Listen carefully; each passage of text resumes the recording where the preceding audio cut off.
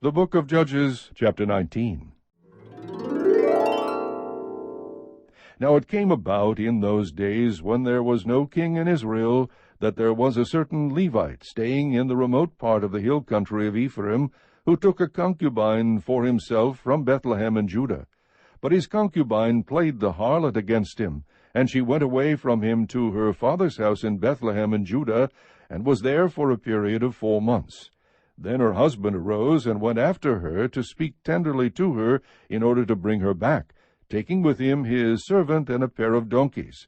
So she brought him into her father's house, and when the girl's father saw him, he was glad to meet him. His father-in-law, the girl's father, detained him, and he remained with him 3 days. So they ate and drank and lodged there. Now on the 4th day they got up early in the morning, and he prepared to go. And the girl's father said to his son-in-law, "Sustain yourself with a piece of bread, and afterward you may go." So both of them sat down and ate and drank together, and the girl's father said to the man, "Please be willing to spend the night, and let your heart be merry." Then the man arose to go, but his father-in-law urged him, so that he spent the night there again.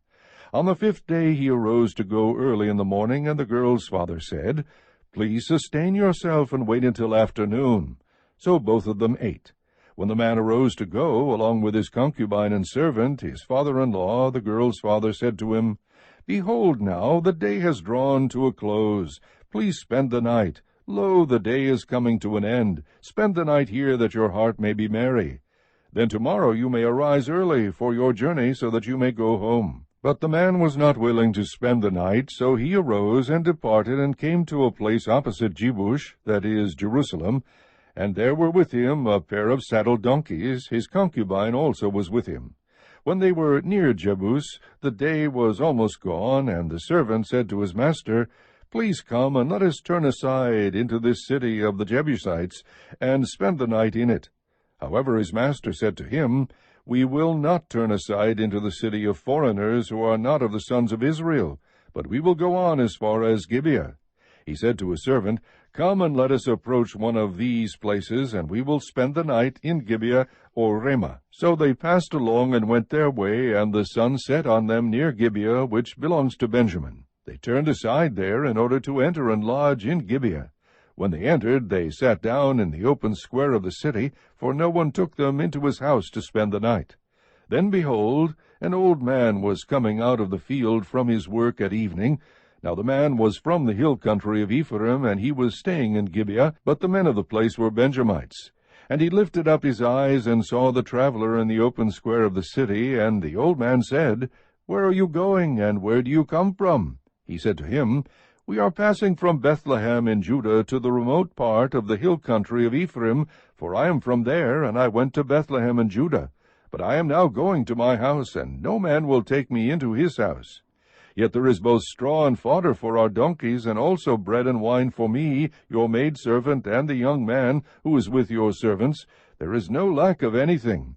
The old man said, "Peace to you, only let me take care of all your needs.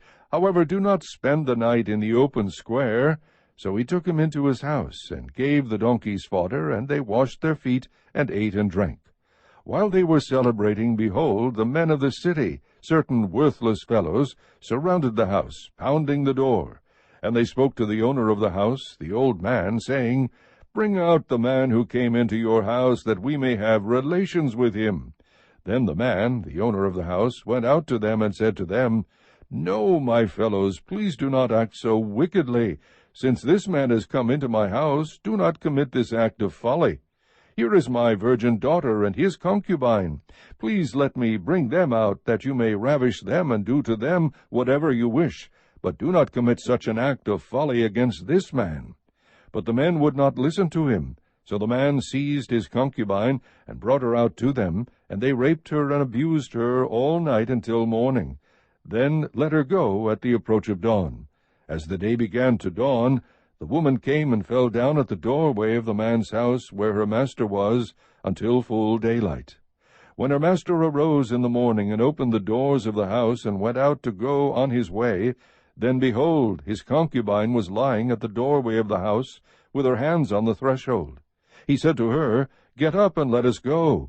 But there was no answer. Then he placed her on the donkey, and the man arose and went to his home. When he entered his house, he took a knife, and laid hold of his concubine, and cut her in 12 pieces, limb by limb, and sent her throughout the territory of Israel.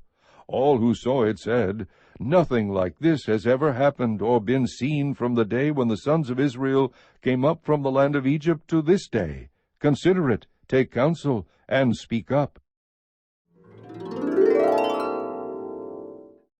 Chapter 20. Then all the sons of Israel from Dan to Beersheba, including the land of Gilead, came out, and the congregation assembled as one man to the Lord at Mizpah. The chiefs of all the people, even of all the tribes of Israel, took their stand in the assembly of the people of God, 400,000 foot soldiers who drew the sword. Now the sons of Benjamin heard that the sons of Israel had gone up to Mizpah.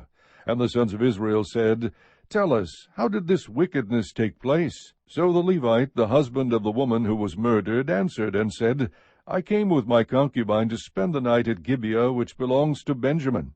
But the men of Gibeah rose up against me and surrounded the house at night because of me. They intended to kill me. Instead, they ravished my concubine so that she died.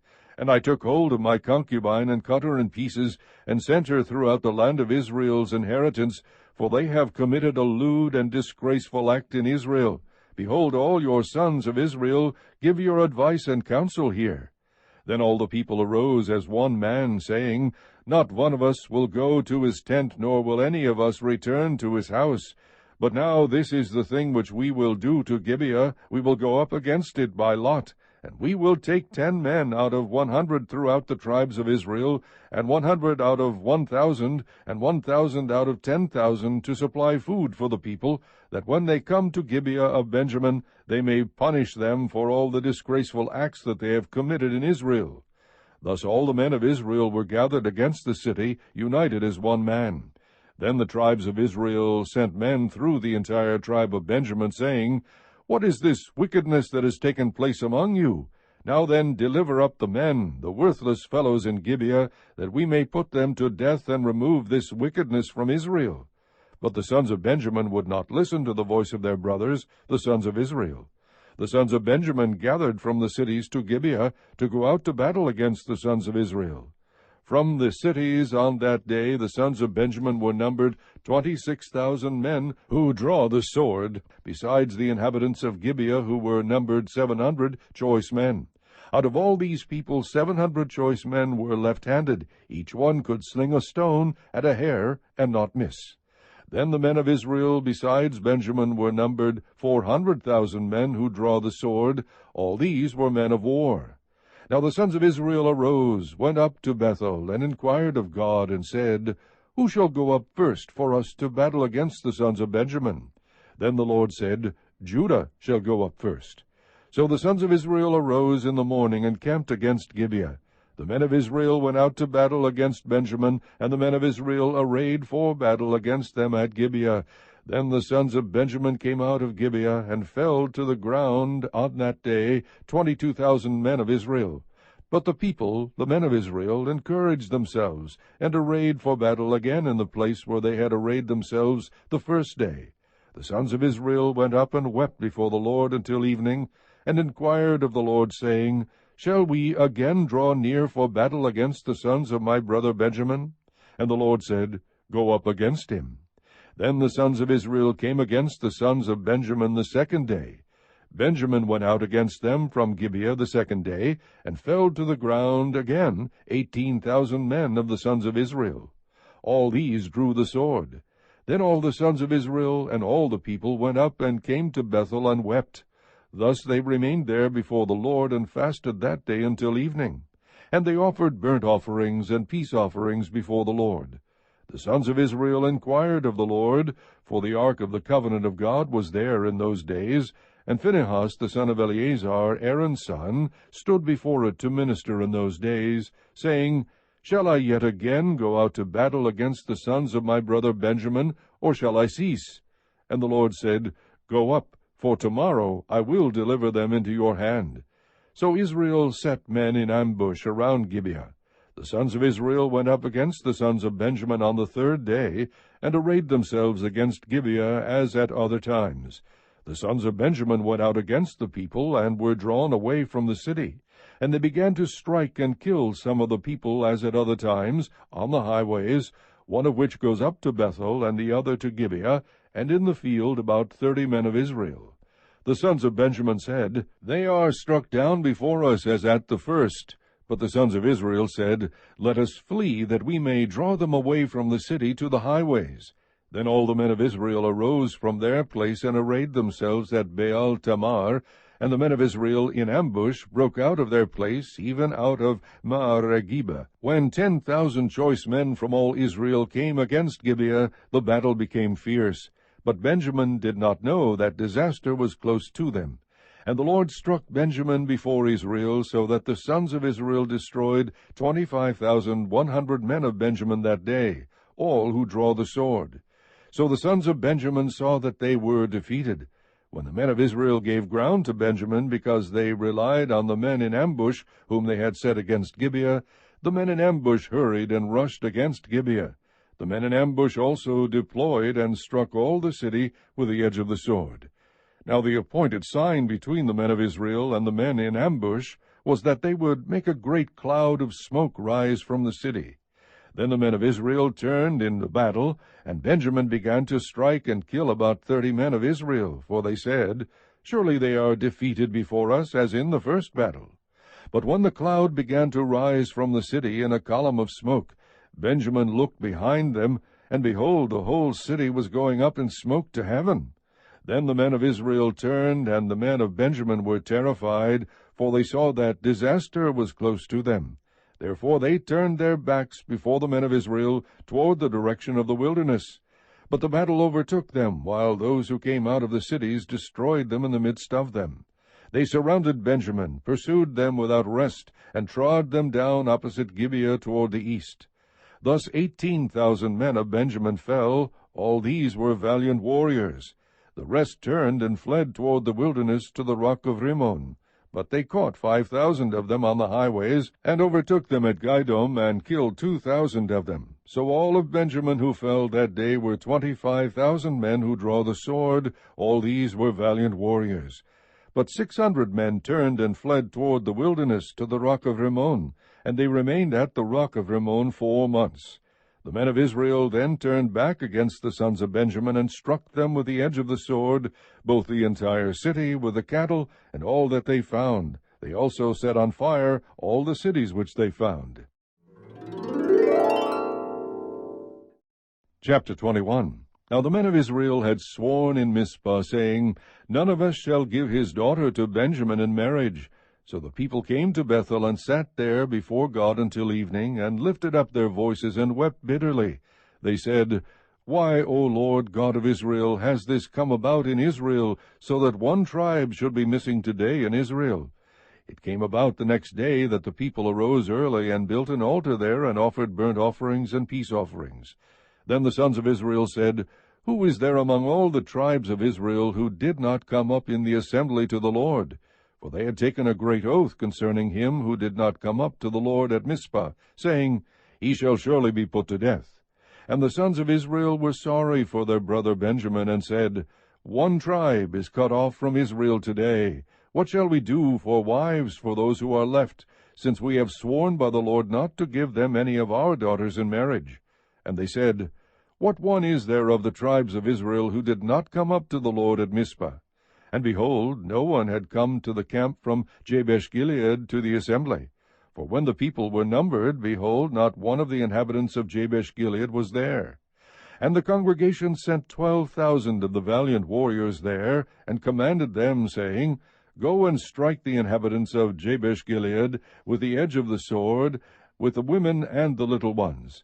This is the thing that you shall do. You shall utterly destroy every man and every woman who has lain with a man. And they found among the inhabitants of Jabesh-Gilead 400 young virgins, who had not known a man, by lying with him, and they brought them to the camp at Shiloh, which is in the land of Canaan. Then the whole congregation sent word, and spoke to the sons of Benjamin, who were at the rock of Rimmon, and proclaimed peace to them. Benjamin returned at that time, and they gave them the women whom they had kept alive from the women of Jabesh-Gilead, yet they were not enough for them. And the people were sorry for Benjamin, because the Lord had made a breach in the tribes of Israel. Then the elders of the congregation said, What shall we do for wives for those who are left, since the women are destroyed out of Benjamin? They said, There must be an inheritance for the survivors of Benjamin, so that a tribe will not be blotted out from Israel. But we cannot give them wives of our daughters. For the sons of Israel had sworn, saying, Cursed is he who gives a wife to Benjamin. So they said, Behold, there is a feast of the Lord from year to year in Shiloh, which is on the north side of Bethel, on the east side of the highway that goes up from Bethel to Shechem, and on the south side of Lebanah. And they commanded the sons of Benjamin, saying, Go and lie in wait in the vineyards, and watch, and behold, if the daughters of Shiloh come out to take part in the dances, then you shall come out of the vineyards, and each of you shall catch his wife from the daughters of Shiloh, and go to the land of Benjamin. It shall come about, when their fathers or their brothers come to complain to us, that we shall say to them, Give them to us voluntarily, because we did not take for each man of Benjamin a wife in battle, nor did you give them to them, else you would now be guilty. The sons of Benjamin did so, and took wives according to their number from those who danced, whom they carried away. And they went and returned to their inheritance, and rebuilt the cities, and lived in them. The sons of Israel departed from there at that time, every man to his tribe and family, and each one of them went out from there to his inheritance. In those days there was no king in Israel. Every one did what was right in his own eyes.